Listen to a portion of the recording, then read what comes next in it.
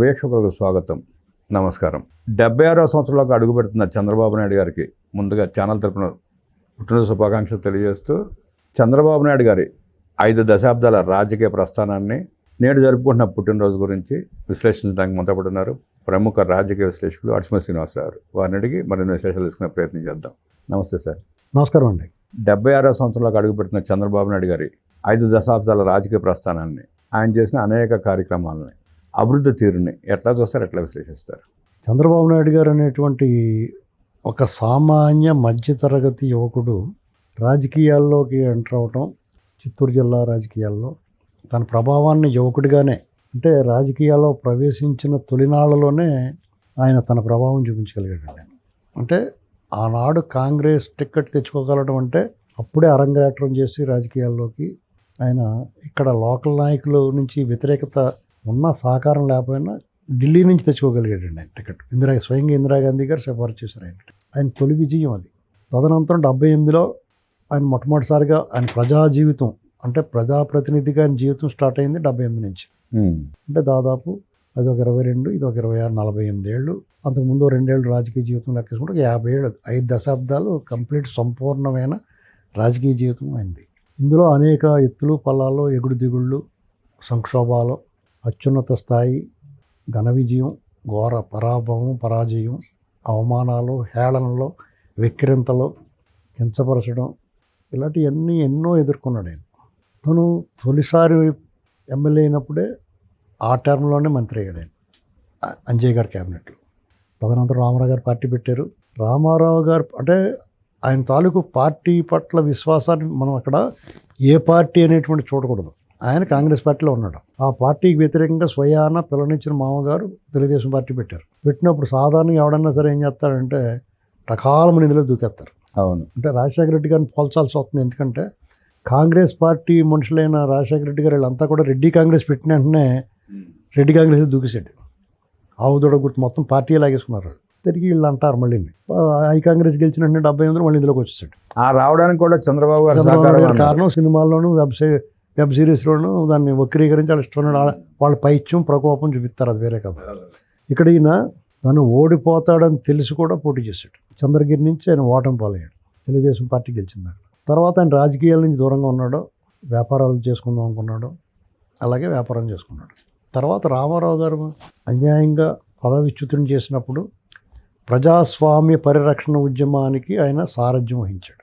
అంటే మనం బయటికి కనిపించి ప్రజల ఉద్యమం కనిపిస్తే దాని వెనకాల దాన్ని నడిపించింది చంద్రబాబు నాయుడు గారు.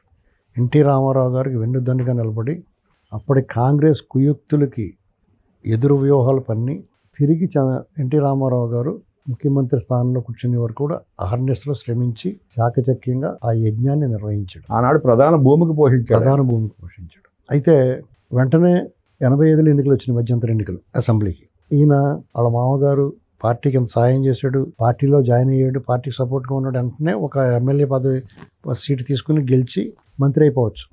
అవలేదండి అలాగే. తెలుగుదేశం పార్టీ ఎన్టీ రామారావు గారు వ్యవస్థాపక అధ్యక్షుడిగా ఆయన చేతుల మీదుగా ప్రారంభించిన పార్టీ భావోద్వేగాల సమ్మిళితం కాకూడదు, ఓన్లీ ఎమోషనల్ సెంటిమెంట్ కాకూడదు. ఇది పునాదులు పటిష్టంగా బలంగా ఉండాలనేటువంటి భావనతో క్యాడర్ నిర్మించాడు. అదే వాళ్ళకే సంస్థాగత నిర్మాణం, కార్యకర్తల్ని క్యాడర్ నిర్మించాడు. అందుకనే కార్యకర్తే మా అధినేత అని చెప్తాడు ఇవాళ లోకేష్ కూడా. పునాదిరాళ్ళు అనమాట. అందుకనే అప్పుడప్పుడు పునాదిరాళ్ళకి పూజలు చేయాలంటారు. ఎందుకంటే ఈ నిర్మాణం పటిష్టంగా ఉందంటే పునాదిరాళ్ళు, ఆ పునాదిరాళ్ళకి పూజలు చేస్తే మనకి ఇంకా బలం చేకూరుతుంది. సెంటిమెంట్, ఒక కృతజ్ఞత, గ్రాటిట్యూడ్. ఇలాగ ఆయన ఆ పార్టీలో తన ప్రభా హవా నడుస్తుండగానే 89లో అధికారం కోల్పోయినప్పుడు ఆయన అప్పుడు గెలిచాడు. ఆయన తెలుగుదేశం టికెట్ కుప్పం నుంచి వాళ్ళ నుంచి వాటి వరకు కూడా అప్రతిహతంగా గెలుస్తూనే ఉన్నాడు. ఇంకోటి ఏంటంటే వాళ్ళ అసెంబ్లీలో ఎన్టీ రామారావు గారికి తోడుగా ఎన్టీ రామారావు గారి పరోక్షంలో ఆయన ప్రతిపక్ష నాయకుడిగా సభ నిర్వహణ, సభలో పోరాటం ధీటుగా చేశాడు. ఆనాటి అధికార పక్షానికి ధీటుగా. తిరిగి 94లో అధికారంలో వచ్చింది పార్టీ. అప్పుడు జరిగిన పరిణామాలు, ఆ దుష్టశక్తి ప్రవేశం, ఆ స్మెల్, ఆ దుర్గంధం అంతా మనం అందరం చూసాం, అనేక సార్లు చెప్పుకున్నాం. అది పక్కన పెడితే తిరిగి ఈయన అధికార మార్పిడి జరిగింది. 95లో ఈయన ముఖ్యమంత్రి అయ్యారు. 95లో ఈయన ముఖ్యమంత్రి అయిన తర్వాత రామారావు గారు లాంటి మేరు నగధీరుణ్ణి, ప్రజా సంక్షేమ స్వాప్నికుణ్ణి, సామాజిక విప్లవకారుణ్ణి, అనేక సంస్కరణలకు కారణభూతుడైన వాడిని. ఆయన అధిగమించేలాగా పరిపాలన ఉండాలంటే ఏం చేయాలి? బాగా పని చేయాలనుకుంటున్నాను. అప్పటికి ఆ సంస్కరణల్లో దేశంలోకి అమల్లోకి వచ్చినాయి. దాన్ని అందిపుచ్చుకుని ఈ రాష్ట్రాన్ని సర్వతోముఖ అభివృద్ధిగా వైపు ముందుకు తీసుకెళ్ళాడు.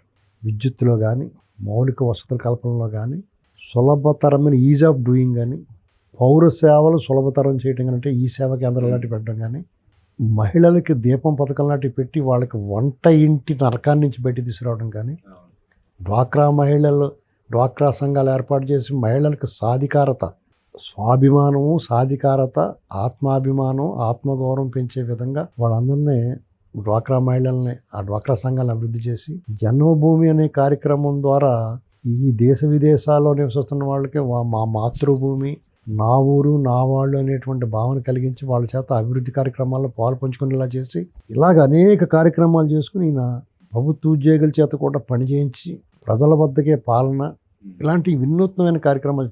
డైల్ యువర్ సీఎం, మీతో మీ ముఖ్యమంత్రి అనేటువంటి కార్యక్రమం ఎంతో ఆదరణ పొందిందండి. రాజశేఖర రెడ్డి కూడా మాట్లాడాడు చంద్రబాబు నాయుడు గారితో ఫోన్ చేసి. అంటే ఒక రకమైన వినూత్నం. అప్పటి వరకు ఉన్న రాజకీయాలు రామారావు గారు ఎలాగైతే చుక్కాని టక్మని తిప్పినట్టుగా ఎలాగైతే మలుపు తిప్పాడో, మరో మలుపు చంద్రబాబు నాయుడు గారు రాజకీయంగా ముఖ్యమంత్రిగా ఆయన ప్రస్థానం మరో మలుపు. పనిచేసే ముఖ్యమంత్రిగా పేరు తెచ్చుకున్నాడు. సాహసోపేతమైన నిర్ణయాలు తీసుకున్నాడు ఆయన. పనిచేసే ముఖ్యమంత్రి. ఆనాడు ఉన్న పరిస్థితుల్లో ఆ సాహసోపేత నిర్ణయాలు అవన్నీ. ఎందుకంటే అన్ని ఆటంకాలే. రోడ్లు వెడల్పు చేద్దామంటే కూడా అడ్డుకోవడం, ఫ్లైఓవర్లు కట్టిద్దామంటే అడ్డుకోవడం, హైటెక్ సిటీకి పెట్టుబడులు తీసుకొచ్చి అక్కడ భూములు ఎత్తుంటే అక్కడ తొండలు గుడ్డు పెడతాయి, కంప్యూటర్లు కూడి పెడతాయా, ఇలాంటి మాటలు మాట్లాడేవారు. అసలు ఒక రకం కాదండి. అంటే ప్రతి దానికి ఎడ్డుమంటే తెడ్డమనేవారు. అప్పుడు పి జనార్దన్ రెడ్డి గారు కానీ, రాజశేఖర రెడ్డి గారు కానీ చాలా వేధించేవారు ఈయన్ని. చివరికి ఎలాగైతే ఈయన్ని ఓడించలేవు. 99లో ఎప్పుడైతే తిరిగి చంద్రబాబు నాయుడు గారు, అప్పుడు రామారావు గారు చనిపోయి ఆయనకు వెన్నుపోటు పొడి చేయడం అనేటువంటి నింద అపనింద ఈయన మీద పడచారు. అధికార మార్పిడి కార్యకర్తల వల్ల సక్రమంగా, సున్నితంగా మారింది, చేతులు మారింది.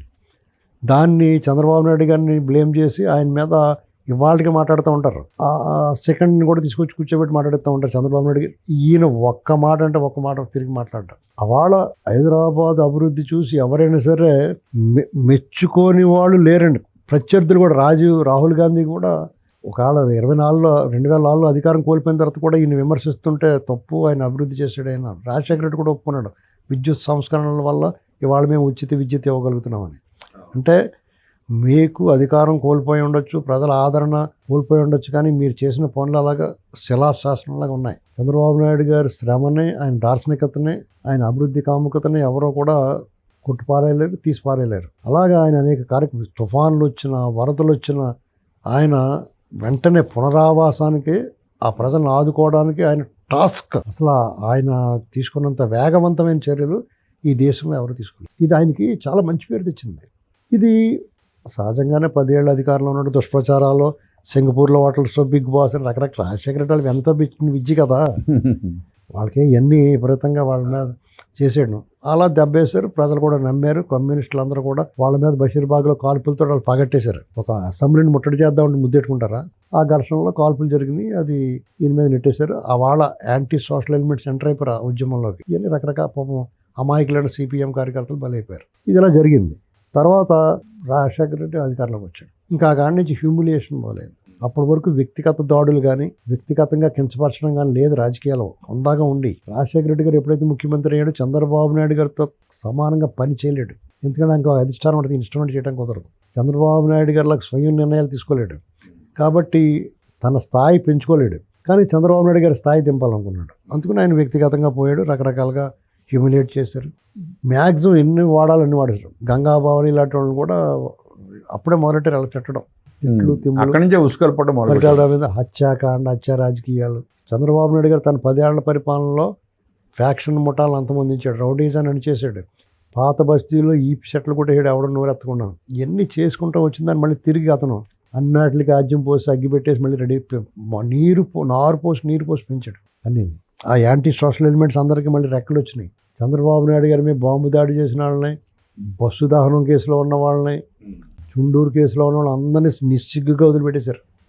అవును, అసలు ఏమీ ఆలోచన లేకుండా దానికి పైగా దానికి కితాబు ఇచ్చారు అందరూ. నమ్ముకున్న వాళ్ళకి బాగా చదువుతుంది, ఇలాంటి దొంగోళ్ళకినా దొంగోళ్ళకి యాంటీ సోషల్ ఎలిమెంట్స్ని నమ్ముకున్న వాళ్ళకి మేలు చేయడం అంటే ఇలాగా చెప్పివాడు పొగిడివాడు ఉండాలి. దీనికన్నా ఈయనకి మాత్రం అదే టైంలో ఈయన వల్ల లబ్ధి పొందిన వాళ్ళు కానీ ఈయన వల్ల బాగుపడిన వాళ్ళు కూడా ఒక్కడంటే ఒకటి బయటకు వచ్చి చంద్రబాబు గారు చాలా మంచోడే బాబా, వాళ్ళకి వాయిస్ లేదు, ఒకవేళ ఎవరన్నా చెప్దామన్నా బయటకు వచ్చి మాట్లాడేవాడు ఉండేవాడు కాదు. 10 ఏళ్ల పాటు 2004 నుంచి 2014 వరకు తెలుగుదేశం పార్టీ చంద్రబాబు నాయుడు గారు ఎదుర్కొన్నన్ని ఒడిదుడుకులు, సంక్షోభాలు, ఉద్యమాలు, సానుభూతి పవనాలు, ధరావత్తు కోల్పోయే పరిస్థితులు, బాబ్లీ ఉద్యమంలో వీళ్ళు ఎమ్మెల్యేలందరూ నిర్బంధించి చంద్రబాబు నాయుడు గారిని కూడా నిర్బంధించి అక్కడ మహారాష్ట్ర పోలీసు చేసిన దుర్మార్గం, దౌర్జన్యం అసలు ఒక రకం కాదండి. ఈయన మీద టీఆర్ఎస్ కానీ కాంగ్రెస్ కానీ అందరూ తెలంగాణలో టార్గెట్ చేస్తారని. సంవత్సరం కూడా అన్ని ఆటుపోటు ఎదుర్కొని ఉండదు. చాలా దారుణం అన్నమాట. ఎన్నటిని ఎదుర్కొన్నాడండి ఆయన. ఇది ఏంటంటే ఇదంతా కూడా ఆయన ప్రజల కోణంలో ఆలోచించాడు. ఆ ప్రతిపక్షంలో ఉన్నప్పుడు కూడా మీకు అక్కడ ఇది జరిగింది చూడండి, ఉత్తరాఖండ్లో వాళ్ళందరూ ఆగమేఘాల మీద తెప్పించాడు ఇక్కడికి. ఆ ప్రకృతి వైపరీత్యం వల్ల ఒక్కసారి వరద వస్తే విజ్ఞాన జ్యోతి ఇంజనీరింగ్ కాలేజ్ విద్యార్థులు, అది 2014 అది 14లో ఉత్తరాఖండ్లో జరిగింది. ఏంటంటే వాళ్ళందరూ గాలికి వదిలేస్తే మన శ్రీకాకుళం నుంచి తిరుపతి నుంచి అక్కడి నుంచి అక్కడ యాత్రికులందరినీ కూడా వెనక్కి తెప్పించాడు, హెలికాప్టర్లు పెట్టి విమానాలు పెట్టి తెప్పించారు అక్కడ. అప్పుడు కాంగ్రెస్ వాళ్ళు అడ్డుపడ్డారు, విహెచ్ వాళ్ళు మీరు తీసుకెళ్ళడం మేము తీసుకెళ్ళడం కుదరదు, మేము తీసుకెళ్తామని అప్పుడే కథలు వచ్చారు వాళ్ళు వీళ్ళు మొదలెట్టిన తర్వాత. ఇలాంటివి 1-2 అండి. అంటే ప్రతిపక్షంలో ఉన్నామా అధికారంలో ఉన్నామని కాదు. అప్పుడు బాంబు దాడులు జరిగిన ఆయన ఇంట్లో పెళ్లి అయినా సరే ఆగమేఘాలమే వచ్చాడు. రాజశేఖర రెడ్డి గారు ఇంకొక ఇద్దరు కూర్చొని నవ్వుకుంటూ కౌరులు చెప్పుకుంటున్నారు. మీకు ఇక్కడ ట్యాంక్ బండి దగ్గర జరిగినప్పుడు బాంబు దాడి, గోకుల్ చాటు ఇవన్నీ జరిగినప్పుడు ఇవన్నీ వాళ్ళకి అప్పుడే వచ్చిన ఎలక్ట్రానిక్ మీడియాను కొనేసుకుని జాగ్రత్తగానే వాళ్ళకి అనుకూలంగా చెప్పించుకోవడం ఇవన్నీ చేసి కూడా ఆయన. సరే జరిగింది ఏదో జరిగింది, ఉద్యమాలు మొత్తం అయింది, రాష్ట్ర విభజన జరిగింది. ఈయన లెటర్ ఇచ్చినా సరే ఈయన మీద ఏడుపులు, ఈయన 2 కళ్ళు అంటే విక్రించడం, ఈయన ఇవన్నీ కూడా స్టెబన్గా ఆత్మవిశ్వాసంతో ఎదుర్కొన్నాడు.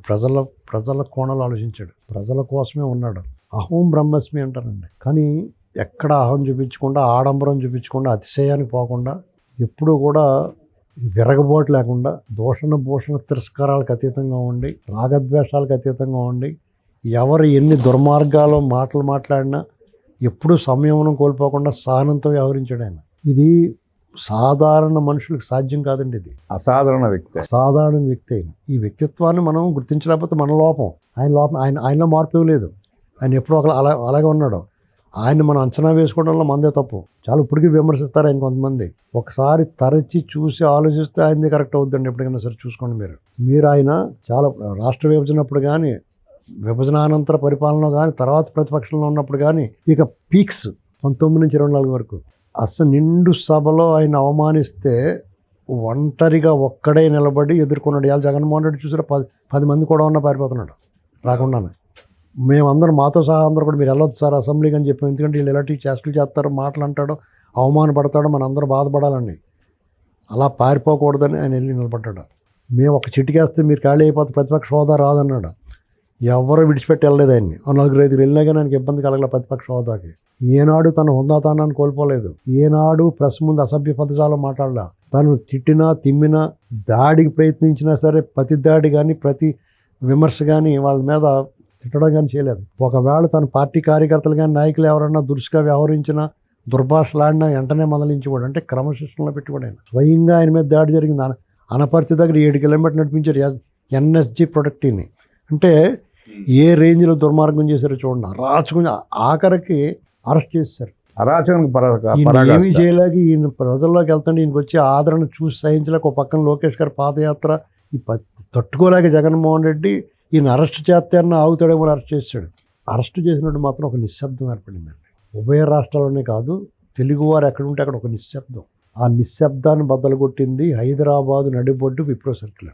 ఆ నిశ్శబ్దాన్ని బద్దలుగొట్టింది ఎవరైతే ఆ ఐటీ వనం అని చెప్పుకుంటాం మనం. ఆ ఐటీ వనం తోటమాలి చంద్రబాబు నాయుడు గారు అనేటువంటి జగమెరిగిన సత్యం. వాళ్ళందరూ కూడా ఇవాళకి చంద్రబాబు నాయుడు గారే మా వనమాలి, తోటమాలి అనుకుంటారు వాళ్ళు. ఈ వనానికి ఆయనే పెంచి పోషించాడు. దాన్ని పెంచిన ఆయనకు వచ్చిన కష్టానికి స్పందించి రోధించి వాళ్ళందరూ బయటకు వచ్చారు, నిరసన వ్యక్తం చేశారు. అనేక ఆంక్షలు, పోలీసు అణిచివేత ఎన్నాటిని తట్టుకుని మెట్రోలో ఉద్యమం చేశారు. ఔటర్ రింగ్ రోడ్లో ఉద్యమం చేశారు. ఎన్ని కార్యక్రమాలు చేసేటోడికి దేశంలో తెలుగు వాళ్ళు ఎక్కడ ఉంటే అక్కడ చంద్రబాబు నాయుడు గారు మద్దతుగా బయటకు వచ్చారు. బెంగళూరా, కోయంబత్తూరా, మహారాష్ట్ర, ఒరిస్సా, ఢిల్లీ, ఆఖరికి ఖండాంతరాల్లో అమెరికా లాంటి చోట, ఆస్ట్రేలియా లాంటి చోట, అమెరికాలో 50 రాష్ట్రాల్లోనూ ఉద్యమం ఎగసిపడిందండి. కాన్సులేట్లకు వెళ్ళి మెమరాండాలు ఇచ్చారు ఈ అన్యాయానికి. ఇలాగా ఒక్కసారి చాలామందికి అప్పటి వరకు ఆయన గురించి తెలియదు. ఈ తరానికి ఆయన ఏంటో తెలిసింది. బెంగళూరు నుంచి ఒక ఆవిడ అంటది, కోహినూరు డైమండ్ వెళ్ళిపోయిందంటారు మన దేశం నుంచి, మన డైమండ్ చంద్రబాబు నాయుడు గారు అని చెప్పాను బెంగళూరులో. అప్పుడు నాకేమనిపించిందంటే, diamonds are forever but legends are very few. వాళ్ళని కాపాడు అరుదైన వ్యక్తులు. ఇక్కడ ఆయన తన అహాన్ని పక్కన పెట్టి సామాన్యుడిలాగా, ఒక ఋషిలాగా, అది ఋషులకు మాత్రమే సాధ్యం అవుద్దండి. అందుకనే ఆయన రాజర్షి అంటాం, రాజనీతిజ్ఞుడు అంటాం. సంయమనం పాటించి తనది కాని చోట తను చేయకూడదనేటువంటి భావనతో ఉంటాడు ఆయన. సమయం కోసం వేచి ఉంటాడు. ఇలాంటి పోరాటంలో ఎక్కడ వెనకడిగాడు. ఇంకోటి ఏంటంటే ఆయన ఆత్మవిశ్వాసం అండి, ప్రజల మీద నమ్మకం. ఏనాడికైనా ప్రజలు తెలుసుకుంటారు, ఖచ్చితంగా మనకు మద్దతు ఇస్తారంటాడు. ఆ విశ్వాసం, నమ్మకమే ప్రజల్లో తిరిగి ఆయన పట్ల అభిమానం, ఆదరణ పెరిగింది. ఆయన ఓడిపోయినప్పుడు కూడా ప్రజలను నిందించలా. జగన్మోహన్ రెడ్డిలాగా మిషన్లో జనం నాకు వీళ్ళందరూ డబ్బులు తీసుకుని వేయలేదు, ఇలాంటి మాటలు మాట్లాడాల. ఇంత ఘోరంగా ఓడిపోయి అంత తప్పు చేశానని నేను బాధపడ్డాడు. వాపోయాడు ఆయన. అంతే తప్ప ప్రజా తీర్పును శిరసావసిస్తున్నానన్నాడు, వెళ్ళిపోయాడు. అక్కడి నుంచి ప్రజలకి ఆ రోజు నుంచి మళ్ళీ తిరిగి ప్రజల్లోనే ఉన్నాడు. ఇంటికి పోయి దాక్కోలేదు, ప్యాలెస్లో పడుకోలేదు. ఏ కష్టం వచ్చినా, నష్టం వచ్చినా ఆయన బిడ్డ లోకేష్ గారు ప్రజల్లో ఉన్నారు, కార్యకర్తలకు అండగా నిలబడ్డారు, ప్రతి పోరాటం ముందుండి చేశారు. అందుకనే మనం ఏమనుకోవడం, వారవలేని మెదళ్ళు ఉంటాయి. వారవలేని మెదళ్ళకి చెదలు పట్టడం వల్ల వాళ్ళకి తెలియట్లేదు, కానీ సరిగ్గా ఆలోచించేయట్లేదు. కానీ వాళ్ళు గమనించాల్సింది ఏంటంటే, ఆత్మవిశ్వాసానికి ఐకాన్ చంద్రబాబు నాయుడు గారు. ఇది గుర్తుపెట్టుకోవాలి ఎవరైనా సరే. ఇంకోటి ఏంటంటే, ముఖ్యంగా మన తెలుగు ప్రైడ్గా భావించాలి. రాజకీయాలకు అతీతంగా, కులాలు, పార్టీలకు అతీతంగా ఆలోచించండి మీరు ఎవరైనా సరే. ఎందుకంటే ఒక పొలిటీషియన్ ఇన్ని సంవత్సరాల పాటు ప్రజా జీవితంలో ఉండి ఓటమి తెలియకుండా తన స్థానాన్ని పదిలపరుచుకుని 4వసారి ముఖ్యమంత్రి అయ్యాడైనా, ప్రజల్లో ఆదరణ పొందుతున్నాడు. ఇవాళకి ఆయన పట్ల విశ్వాసంతో ప్రజలు నమ్మి కన్న తల్లిలాంటి భూములు ఇచ్చేస్తున్నారు. రాజధాని నిర్మాణం చేస్తానంటే ఇవన్నీ ఇది ఈజీగా రాదండి. సాధనమున్న సమకూరు ధరలోని అంటారు. సాధన చేయాలి ఎవరైనా సరే. ఆ స్థితి సాధించాలంటే ఆయన అసాధ్య సాధకుడిగా. ఎందుకంటే ఇటువంటి భూ సమీకరణ ఫస్ట్ ఆఫ్ ఇట్స్ కైండ్. ప్రపంచంలో ఒక్క లాటి విరగకుండా, ఒక్క రక్తపు చొక్క కారకుండా ఇది జరిగిందండి ఈ విషయం. ఇలాంటివన్నీ చూస్తున్నప్పుడు డెఫినెట్గా మనం ఆయన పట్ల ఆయన గైడ్గా తీసుకోవాలి. మనం నిరాశ నిస్పృహల్ని దరిదాపుల్లో రానివాడు ఆయన. అంటే ఆశావాహ దృక్పథం, ముందులే మంచి కాలం ముందున అన్నట్టుగా ఆయన ఆలోచనలో ఉంటాడు. ఎప్పుడు కూడా పాజిటివ్ దృక్పథం, ఆశావాహ దృక్పథం అంటారు. ఆశ మనిషికి శ్వాస, అదే ధ్యాసలో ఉంటాడు ఆయన. చేత అలాగా ఎప్పుడు కూడా ఆయన అలా చేసుకుంటూ వచ్చాడు.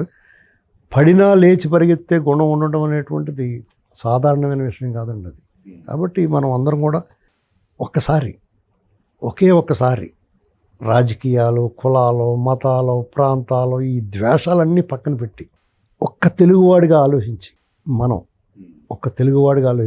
చూస్తే ఇదంతా నిజమే కదా, ఆ మనిషిని మనం ఎందుకెలా మాట్లాడాం అని ఎవరికాడు చంపలేసుకుంటారండి. రిగ్రెట్స్ ఫీల్ అవుతారు.